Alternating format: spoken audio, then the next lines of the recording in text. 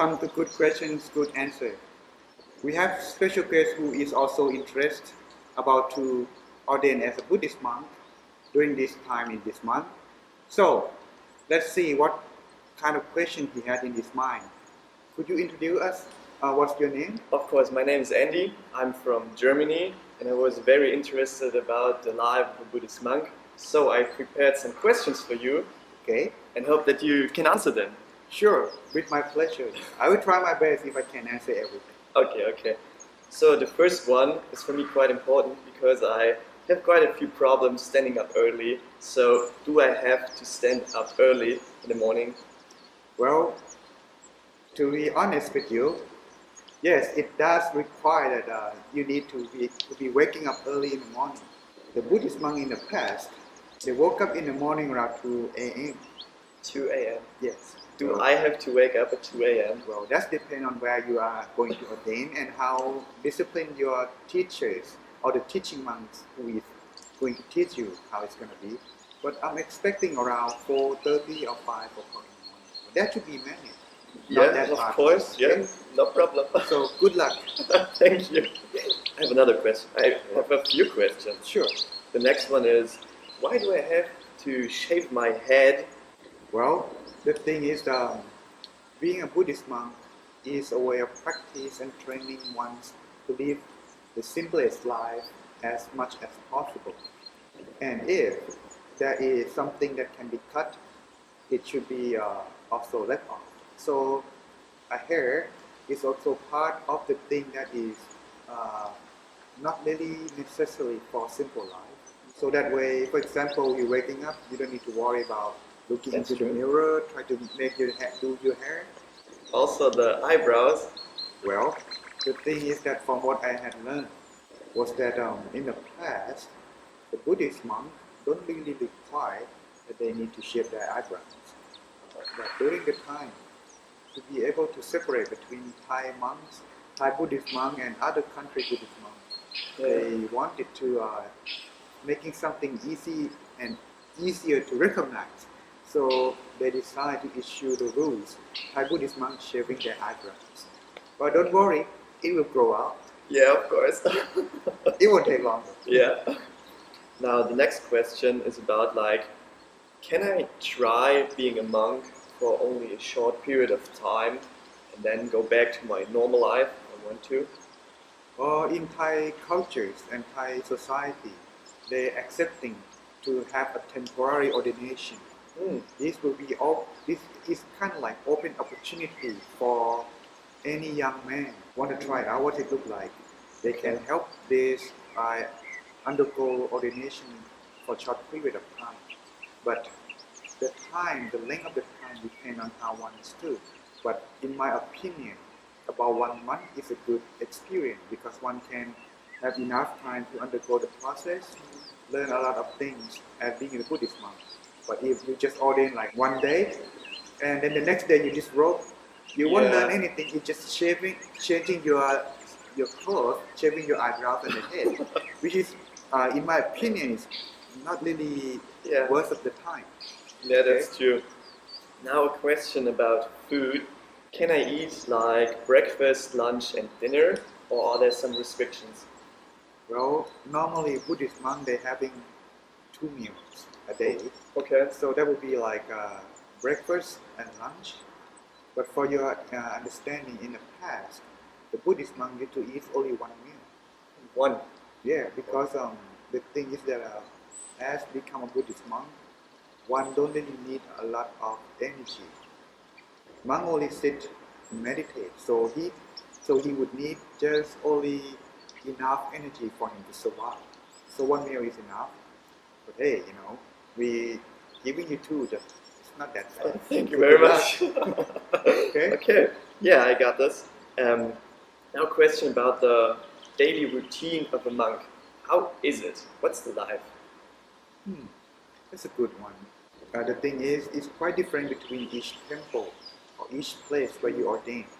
But mostly it's involved with this activity. For example, you wake up in the morning, you do the chanting, of course, in Pali language, not German language. Not German. Okay, and also go for an arms round. You know, monk living a life by going into the town, waiting for food. When people offer, then he eat whatever he has gained. After arms round, you go having breakfast.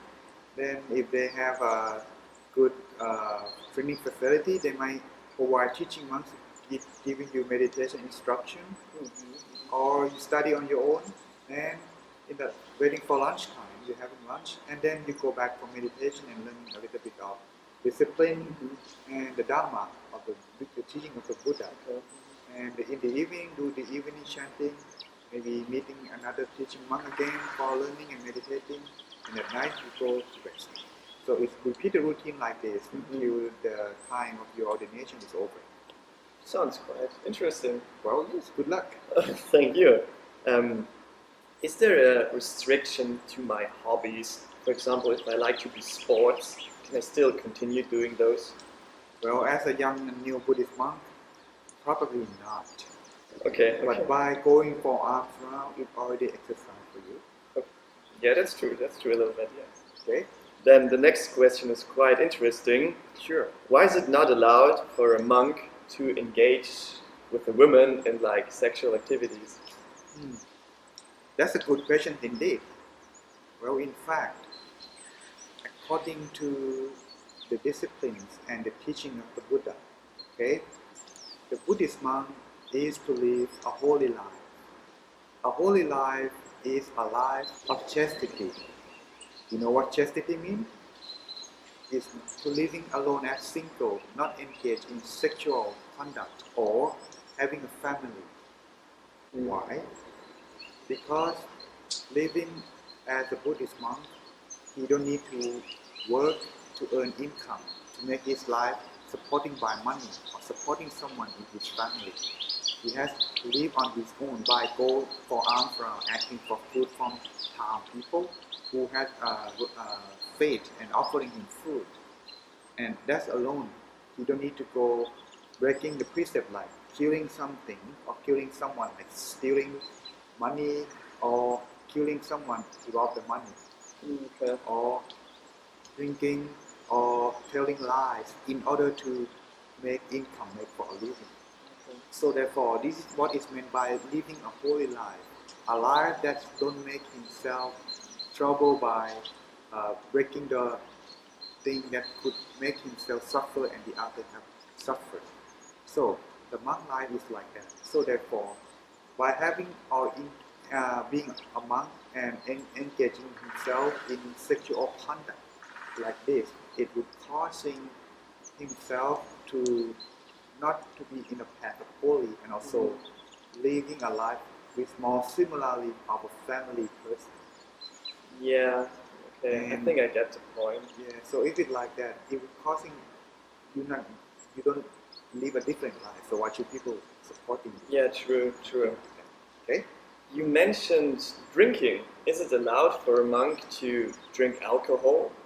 Well, in fact, according to Theravada Buddhism, the Buddhism that practice its own tradition, like in Thailand, Laos, Myanmar, Sri Lanka, India, Nepal, or Bangladesh, some of these countries who practice Theravada Buddhism, they don't allow to drinking alcohol at all costs. Why? Because by training the mind, alcohol is also can making you losing your control of yourself. That's losing your mind under the drinking or under the substance. Therefore, this kind of thing would be more harm more than training yourself over there, and such not allowed to. Okay? So no cold beer after a good meditation, yeah? No, of course not. Okay. It's best not to involve with that. Yeah, true. What about visiting my family and friends if I miss them? If they come visit you, that's no problem. That's fine, okay. But then you should be resolute to yourself. I want to stay as a monk. But sometimes they may not agree with you. They might persuade you to disrobe. So you have to be careful on that too. Okay, I get it. Yeah, I guess the last question. Sure. It's quite interesting. Is it okay for a monk to use some sort of technology like a smartphone, using it for stuff? During the time of the Buddha, there is no such thing such as cell phone or smartphone or technology like this. The thing is that there is no such rule not to, but the monk himself should be aware of what he uses it for. If he uses it for the benefit of himself and others, that is good. But if it not, then he should be very careful, because technology is like two-edged swords. Yeah. So in order to use one, he should be very careful. But it doesn't mean that he cannot use. Okay? Just not like play video games and stuff. Exactly. Okay, I get it. Yeah. Okay. I still have one question. I Sure. remember you mentioned that the scriptures or the chanting is not in German. It's in Bali language. Yeah, in Pali language, yes. Do I have to learn Bali language? The thing is that if you stay for a short time, it may not be enough time for you to study. Yeah, probably. So maybe just the chanting, Okay. for you to undergo the process of ordination, and morning chanting and evening chanting, just so you know what you're saying. Yeah, learn those phrases by heart. Yeah, but you don't need to learn a lot of things, like for example, how to speak in the verbal grammar thing. Or how to read a newspaper. Okay. Yeah, but if it's like that, it might require you stay a longer period of time. Yeah, I guess so. So that were all of my questions. Sure. Big thank you for answering them. Sure, my pleasure. And Now I'm feeling better. Yeah, and thank you for